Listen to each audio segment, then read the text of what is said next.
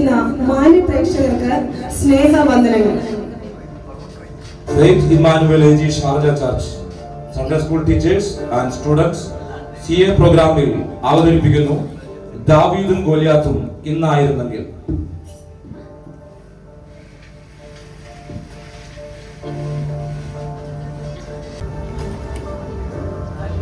കാലചക്രം വേഗത്തിൽ ഉരുണ്ടു, ചെമാനം ചാഞ്ഞു തുടങ്ങി. അങ്ങേ ചക്രവാളം ലക്ഷ്യമാക്കി പക്ഷികൾ തങ്ങളുടെ കൂട്ടിലേക്ക് പറന്നകന്നു. പ്രഭാതം പൊട്ടിവിടർന്നു.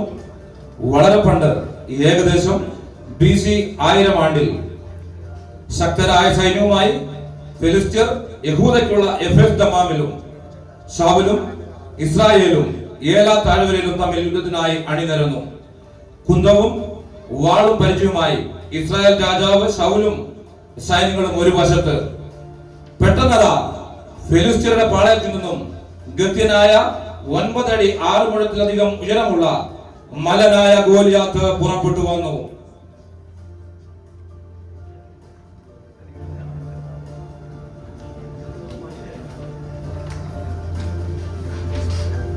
ഒൻപതടി നീളമുള്ള മലനായ ഗോലിയാത്തിനെ കണ്ടതും ഇസ്രായേൽ മുഴുവൻ ഭയപ്പെട്ടുപോയി.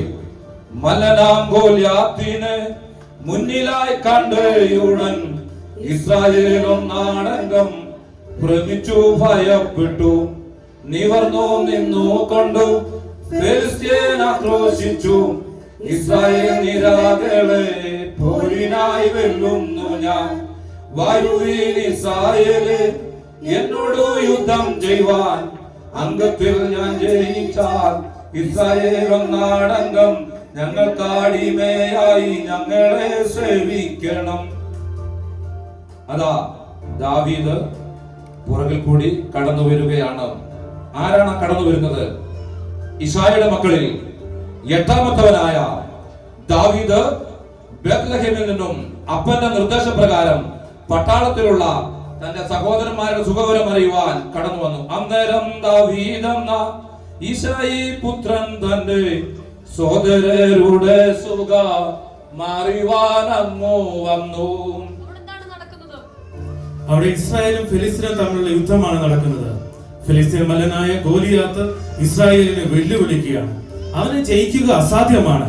അവനെ ആരെങ്കിലും തോൽപ്പിച്ചാൽ അവനെ മഹാസമ്പന്നനാക്കുകയും തന്റെ മകളായ മീഖലിനെ ഭാര്യയായി കൊടുക്കുമെന്ന് ശൗൽ രാജാവ് വാഗ്ദാനം ചെയ്തിട്ടുണ്ട്. ദാവീദ് വന്നിരിക്കുന്ന വിവരം അറിഞ്ഞ് പട്ടാളത്തിലുള്ള മൂത്ത സഹോദരന്മാരായ ഏലിയാബും അമ്മീനാദാബും സുഖിതരായി ദാവീദിനടുത്തേക്ക് എത്തി. ചേട്ടന്മാരെ കണ്ണിൽപ്പെടാതെ പോകാമെന്ന് വിചാരിക്കുന്നു.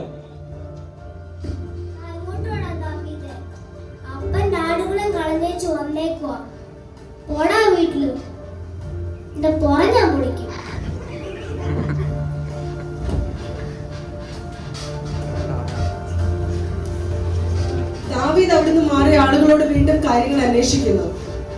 ഇസ്രായേൽ നിരയെയും ഇസ്രായേൽ ദൈവത്തെയും നിന്ദിപ്പാൻ അഗ്രചർമ്മി ആയ ഈ ഫെലിസ്ത്യനാർ.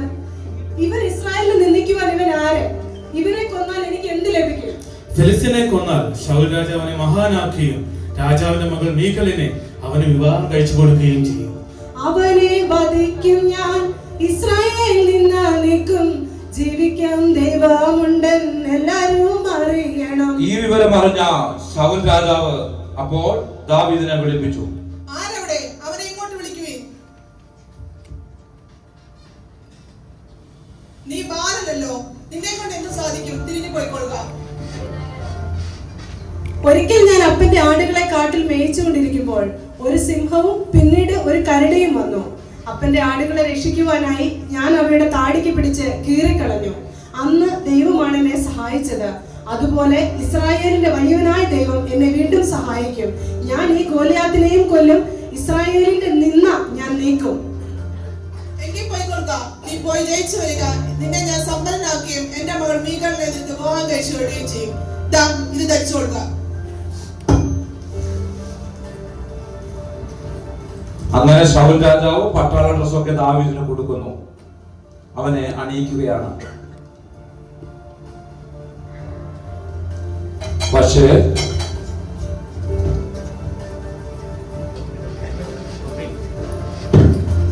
പക്ഷേ ദാവീദിന് അതൊന്നും ധരിച്ച് ശീലം ധരിച്ചു നടന്നപ്പോൾ അവൻ വീടാൻ പോയി. വീണ്ടും താൻ ആ പടക്കൂപ്പുകളൊക്കെ ഉപേക്ഷിക്കുകയാണ്. താൻ ഉപയോഗിച്ച പഴയ ഡ്രസ് ഇട്ട് പൊക്കണവും കവണയും വടിയും തോട്ടിൽ നിന്ന് 5 കല്ലും സഞ്ചിയിലിട്ട് ഗോലിയാത്തിന് നേരെ ചേർന്നു. വടിയുമായി വടിയുമായി വടിയുമായി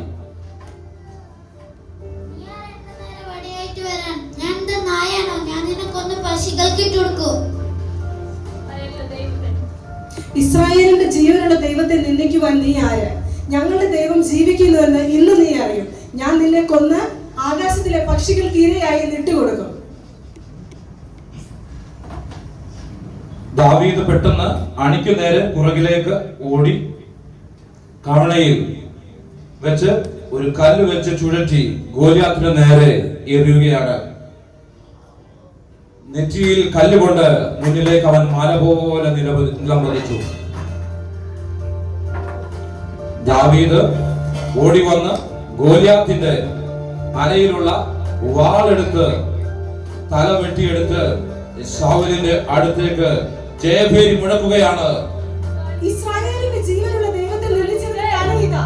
ഇസ്രായേൽ കീഴേ, യഹോവ ജീവിക്കുന്നു, നമ്മുടെ ദൈവം ജീവിക്കുന്നു. ആരോടെ വെറുതെ എല്ലാവരും വന്ന് പിടിച്ചോളൂ.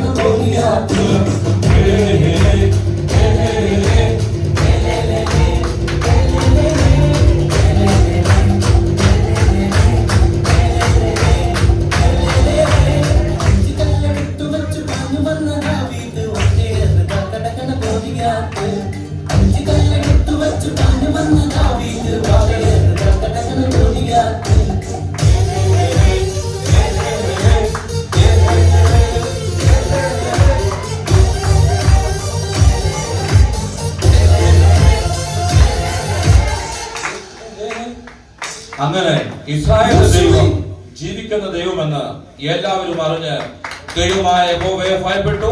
ഞങ്ങളെ ശ്രമിച്ച ഏവർക്കും സ്റ്റുഡൻസിന്റെ, കിഡ്സിന്റെ, ടീച്ചേഴ്സിന്റെയും നന്ദി അറിയിക്കുന്നു. Faith Emmanuel engineer Shaja.